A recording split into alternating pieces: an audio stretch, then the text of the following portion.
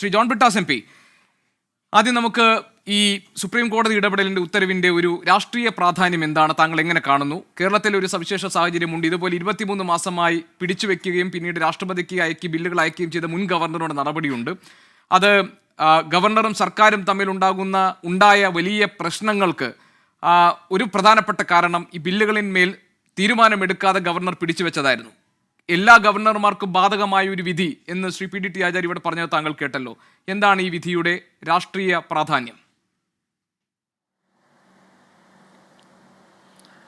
യഥാർത്ഥത്തിൽ ഈ ഒരു വിധി എന്ന് പറയുന്നത് ഇന്ത്യൻ ഭരണഘടനയുടെ ഫെഡറൽ തത്വങ്ങൾ ഉയർത്തിപ്പിടിക്കണമെന്നുള്ള സുപ്രീം കോടതിയുടെ അതിശക്തമായിട്ടൊരു നിലപാടാണ്. യഥാർത്ഥത്തിൽ ഇന്നത്തെ ദിവസം കേന്ദ്ര സർക്കാരിന് ഇന്ത്യൻ ഭരണഘടനയോടും ജുഡീഷ്യറിയോടും എന്തെങ്കിലും ബഹുമാനമുണ്ടായിരുന്നെങ്കിൽ RN രവി എന്ന് പറയുന്ന ഗവർണർ ആ സ്ഥാനത്ത് നിന്ന് രാജിവെച്ചേരും, അതല്ലെങ്കിൽ അദ്ദേഹത്തിനെ പുറത്താക്കിയിരുന്നു. ഈ ജഡ്ജ്മെൻറ്റിൻ്റെ പ്രസക്ത ഭാഗങ്ങൾ ഞാൻ വായിച്ചപ്പോൾ അതിൽ കൃത്യമായിട്ട് സുപ്രീം കോടതി പറയുന്നുണ്ട്. അത് നിയമപരമായ ഒരു ഭാഷയാണെങ്കിലും അതിൻ്റെ മലയാള പരിഭാഷ എന്ന് പറയുന്നത് ബാഡ് ഫെയ്ത്ത്, വഞ്ചനാപരമായിട്ടാണ് പെരുമാറിയത് എന്ന് പറഞ്ഞാൽ ഒരു സംസ്ഥാനത്തിൻ്റെ ജനവിധിക്കനുസൃതമായിട്ടുള്ള നിയമനിർമ്മാണങ്ങളെ അട്ടിമറിക്കാൻ വേണ്ടി ബോധപൂർവമായി പ്രവർത്തിച്ചു, വിശ്വാസവഞ്ചനാപരമായി പ്രവർത്തിച്ചു എന്നാണ് സുപ്രീം കോടതി കണ്ടെത്തിയിരിക്കുന്നത്. യഥാർത്ഥത്തിൽ എത്രയോ വർഷങ്ങളായിട്ട് ഞങ്ങൾ പാർലമെൻറ്റിൽ പറഞ്ഞുകൊണ്ടിരിക്കുകയാണ്, പ്രതിപക്ഷം ഭരിക്കുന്ന സംസ്ഥാനങ്ങളെ അസ്ഥിരപ്പെടുത്താൻ വേണ്ടി, അപകീർത്തിപ്പെടുത്താൻ വേണ്ടി, അവിടുത്തെ ഭരണത്തെ നിശ്ചലമാക്കാൻ വേണ്ടി ഗവർണർ എന്നുള്ള ഒരു സ്ഥാപനത്തെ ഉപയോഗിച്ചുകൊണ്ട് നടത്തുന്ന പദ്ധതികൾ ഇത് ഇന്ത്യക്ക് ഭൂഷണമാണ്. ഒരു വശത്ത് കോപ്പറേറ്റീവ് ഫെഡറലിസം എന്ന് പറയുകയും മറുവശത്ത് പ്രതിപക്ഷം ഭരിക്കുന്ന സംസ്ഥാനങ്ങളെ മുഴുവൻ അസ്ഥിരപ്പെടുത്താനും അട്ടിമറിക്കാനും ഇതുപോലെ ഹീനമായി ശ്രമിച്ച ഒരു കാലഘട്ടം ഉണ്ടായിരുന്നു. എനിക്കറിയാം, അതായത് കോൺഗ്രസിൻ്റെ കാലഘട്ടത്തിൽ നിരവധി സംസ്ഥാന ഗവൺമെൻറ്റുകളെ പിരിച്ചുവിട്ടിരുന്നു. അതിനുശേഷം ജനതാ ഗവൺമെൻറ്റും പിരിച്ചുവിട്ടു. SR ബൊമ്മയിലുള്ള വിധി പ്രസ്താവത്തിൻ്റെ പശ്ചാത്തലത്തിലാണ് ഒരു സംസ്ഥാന ഗവൺമെൻറ്റിനെ പിരിച്ചുവിടാൻ കേന്ദ്രത്തിന് കഴിയാത്ത ഒരവസ്ഥ സംജാതമായത്.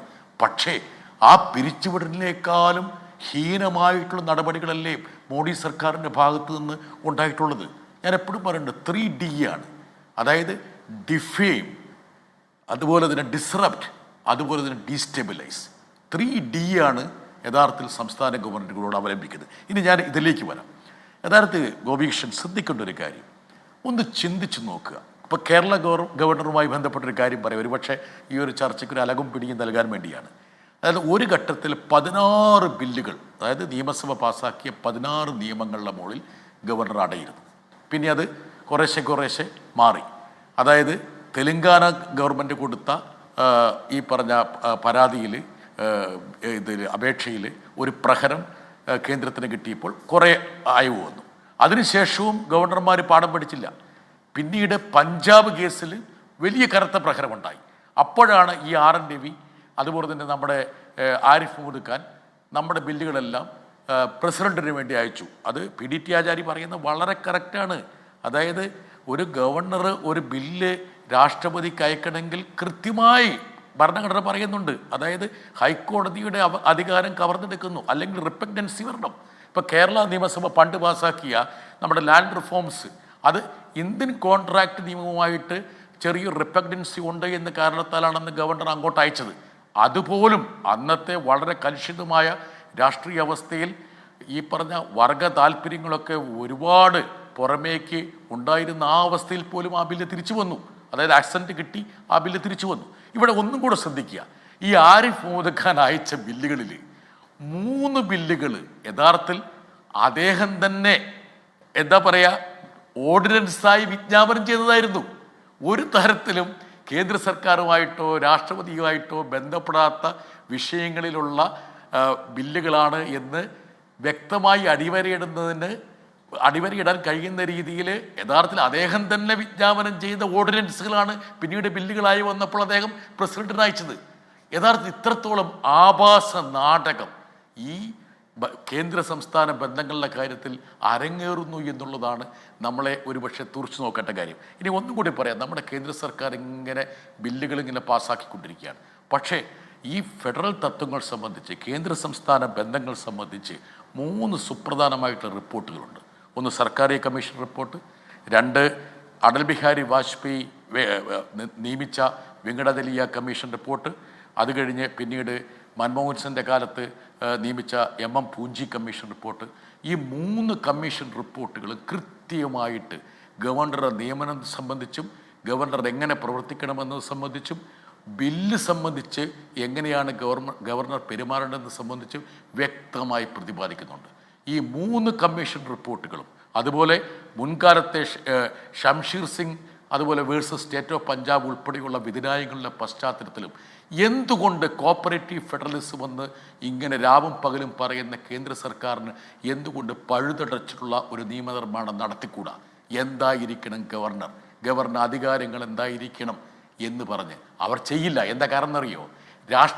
അതും സങ്കുചിത രാഷ്ട്രീയ താല്പര്യത്തിന് വേണ്ടി പ്രതിപക്ഷം ഭരിക്കുന്ന സംസ്ഥാനങ്ങളെ അട്ടിമറിക്കാനും അസ്ഥിരപ്പെടുത്താനും ഭരണനിർവഹണം തടസ്സപ്പെടുത്താനും ബോധപൂർവമായി നടത്തുന്ന ശ്രമങ്ങളുടെ ഏറ്റവും പ്രധാനപ്പെട്ട ഒരു സൂത്രധാരനായിട്ടാണ് ഇവർ ഗവർണർ ഉപയോഗിക്കുന്നത്. എനിക്ക് ഒറ്റ അഭ്യർത്ഥനയുള്ളൂ. എന്നാ കാരണത്തിൽ കേന്ദ്ര സർക്കാരിനോട് ഞങ്ങളൊക്കെ പാർലമെൻറ്റിൽ ദൈനംദിനോണം പറഞ്ഞുകൊണ്ടിരിക്കുന്ന ഒരു വസ്തുതയുണ്ട്. അതായത് ഫെഡറൽ സംവിധാനങ്ങൾ ദുർബലമാകുന്നു. ഇന്ത്യ എല്ലാം വണ്ണ് എന്നുള്ളതിലേക്ക് പോകുന്നു. ഒരു ഭാഷ, ഒരു നേതാവ്, ഒരു പ്രത്യയശാസ്ത്രം, അങ്ങനെ ഒരു മതം, ആ രീതിയിലേക്ക് പോകുന്നു. സംസ്ഥാനങ്ങളുടെ അധികാരം സംരക്ഷിക്കണം. കേന്ദ്രത്തെ പോലെ തന്നെ ജനങ്ങളുടെ ഈ ഹിതമനുസരിച്ച് അധികാരത്തിൽ വന്ന ഒരു സർക്കാരാണ് സംസ്ഥാനങ്ങൾ ഭരിക്കുന്നത്. ആ ജനഹിതം മാനിക്കാനുള്ള അടിസ്ഥാനപരമായിട്ടുള്ള മര്യാദ ഇല്ലെങ്കിൽ എങ്ങനെയാണ് നമ്മുടെ പാർലമെൻ്ററി ഡെമോക്രസി അല്ലെങ്കിൽ നമ്മുടെ ജനാധിപത്യ പ്രക്രിയ മുമ്പോട്ട് പോവുക? സുപ്രീം കോടതിയുടെ ഭാഗത്ത് വന്നിരിക്കുന്നത് വളരെ സുവ്യക്തമായിട്ടുള്ള ഒരു നിയമനിർമ്മാണം തന്നെയാണ്. എനിക്കൊന്നു ഡോക്ടർ സെബാസ്റ്റ്യൻ പോളിനൊക്കെ അതിനെക്കുറിച്ച് കൂടുതൽ പ്രതിപാദിക്കാൻ പറ്റും. 142 പ്രകാരമാണെന്ന് അവർ കൃത്യമായി പറയുന്നുണ്ട്. ലോ മേക്കിംഗ് തന്നെയാണ് നടന്നത്. പക്ഷേ ഇനിയും ഇത് സംബന്ധിച്ച് ചില അംബ്യൂഗിറ്റി ഉണ്ട്. അതായത് രാഷ്ട്രപതിക്ക് എത്ര കാലം അത് വെച്ചുകൊണ്ടിരിക്കാൻ പറ്റും? അതുപോലെ PDT ആചാര്യ പറഞ്ഞ പോലെ ഏതൊക്കെ തരത്തിലുള്ള ബില്ലുകളാണ് പോകേണ്ടത്? നമ്മുടെ ഭരണഘടനാ ശില്പികൾ ഒരിക്കലും ചിന്തിക്കാതിരുന്ന കാര്യങ്ങളാണ് നമ്മുടെ ഗവർണർമാർ ചെയ്തു കൂട്ടുന്നത്. ഭരണഘടനാ അസംബ്ലിയുടെ ഡിബേറ്റൊക്കെ നമ്മൾ പരിശോധിച്ച് നോക്കിക്കഴിഞ്ഞാൽ ഡോക്ടർ അംബേദ്കർ പറയുന്നുണ്ട്, ഗവർണർ എന്ന് പറഞ്ഞൊരു ഓർണമെൻ്റാണ്. അതായത് തിരഞ്ഞെടുക്കപ്പെട്ട മന്ത്രിസഭയുടെ ഇംഗിതത്തിനനുസരിച്ച് പ്രവർത്തിക്കാൻ ബാധ്യസ്ഥനായിട്ടുള്ള ഒരാൾ മാത്രമാണ് ഗവർണർ. അതുകൊണ്ട് അത് സംബന്ധിച്ച് നമ്മൾ കൂടുതലൊന്നും ആശങ്കപ്പെടേണ്ടതില്ല എന്ന് അദ്ദേഹം കോൺസ്റ്റിറ്റ്യൂവൻ്റ് അസംബ്ലി ഡിബേറ്റ് വൈൻഡപ്പ് ചെയ്തുകൊണ്ട് പറയുന്നുണ്ട്. അതിനുശേഷം ഇവരെന്താണ് ചെയ്തു കൂട്ടിയത്? ഒറ്റ കാര്യം കൂടി ഞാൻ പറയാം. അതായത് 935 ഗവൺമെൻറ് ഓഫ് ഇന്ത്യ ആക്ട്, ആ ആക്ട് അനുസരിച്ച് ഇവരിപ്പോൾ എല്ലാം ഇന്ത്യനൈസേഷൻ എന്നല്ലേ പറഞ്ഞുകൊണ്ടിരിക്കുന്നത്. യഥാർത്ഥത്തിൽ ഇന്ന് പ്രതിപക്ഷം ഭരിക്കുന്ന സംസ്ഥാനങ്ങളിലെ ഗവർണർമാർ പെരുമാറുന്നത് 935 ഗവൺമെൻറ് ഓഫ് ഇന്ത്യ ആക്ടിൽ ബ്രിട്ടീഷ് പ്രതിനിധിയായിട്ടുള്ള ഗവർണർമാർക്ക് നൽകിയ അധികാരങ്ങളാണ്. അതിലെന്താ പറഞ്ഞിരിക്കുന്നത്? വേണമെങ്കിൽ ഗവർണർക്ക് 935 ആക്ട് പ്രകാരം ഗവർണർക്ക് ഒരു ബില്ലിന് അസെൻറ്റ് കൊടുക്കാം, അല്ലെങ്കിൽ വിത്ത്ഹോൾഡ് ചെയ്യാം, അല്ലെങ്കിൽ മജസ്റ്റിയുടെ പ്ലഷറിന് വേണ്ടി വിട്ടുകൊടുക്കാം. ഈ 3 ഇവർ ചെയ്തുകൊണ്ടിരിക്കുന്നത്. അപ്പം ജനാധിപത്യം വന്നു, ഒരു ഭരണഘടന വന്നു, കേന്ദ്ര സംസ്ഥാന ബന്ധങ്ങളൊക്കെ നമ്മൾ കൃത്യമായി നിർണയിച്ചു. എന്നിട്ടും ഈ പറഞ്ഞ സ്വദേശിവൽക്കരണമെന്ന് രാവും പകലും ഇങ്ങനെ അലമറിയിടുന്ന ഇവർ 935 ഗവർണർക്ക് ബ്രിട്ടൻ നൽകിയ അധികാരങ്ങളാണ് തങ്ങളുടെ ഗവർണർക്ക് നൽകുന്നത്. ആ രീതിയിലാണ് ഇവർ പെരുമാറിക്കൊണ്ടിരിക്കുന്നത്. അതിനേറ്റ കനത്ത പ്രഹരമാണ്. എനിക്കൊരൊറ്റ അപേക്ഷയുള്ളൂ കേന്ദ്ര സർക്കാരിനോട്. ഈ RN രവിമാരെ പോലുള്ള ആൾക്കാരെ പുറത്താക്കുക. ജസ്റ്റിസ് സർക്കാർ പറഞ്ഞതുപോലെ കേന്ദ്ര ഭരണകക്ഷിയുമായി ബന്ധപ്പെട്ട ഒരു രാഷ്ട്രീയക്കാരനെയും ഗവർണറായിട്ട് അയക്കാതിരിക്കുക.